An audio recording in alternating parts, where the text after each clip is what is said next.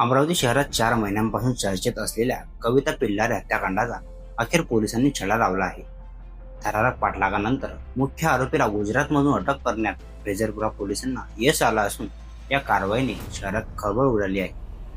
नमस्कार, मी उमेश शेटणारे आणि आपण पाहता विदर्भ लाईव्ह. 25 सप्टेंबर रोजी बिच्छू टेकडी परिसरातील एका भाड्याच्या खोलीत कविता नागेश पिल्लारे यांचा संशयास्पद मृतदेह आढळून आला होता. खोलीला बाहेरून कुलूप लावलेलं होतं आणि तिचा live in partner Subhash Wankhede त्या दिवसापासून फरार झाला होता. कविता आणि सुभाष दोघंही एकत्र राहत होते. वारंवार होणाऱ्या वादातूनच या घटनेला सुरुवात झाली. पोलिसांनी मृत महिलेच्या भावाच्या तक्रारीवरून सुभाष वानखेडे विरोधात खुनाचा गुन्हा दाखल केला होता. 4 महिने आरोपी महाराष्ट्र आणि मध्य प्रदेशात ओळख बदलून लपून फिरत होता. तांत्रिक तपासात तो गुजरातच्या अहमदाबादमध्ये असल्याची माहिती मिळताच पोलीस पथक तिथे रवाना झालं.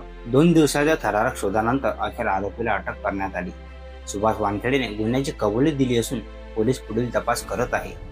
या यशस्वी कारवाईमुळे मृत महिलेच्या कुटुंबियांना न्यायाची आशा निर्माण झाली आहे.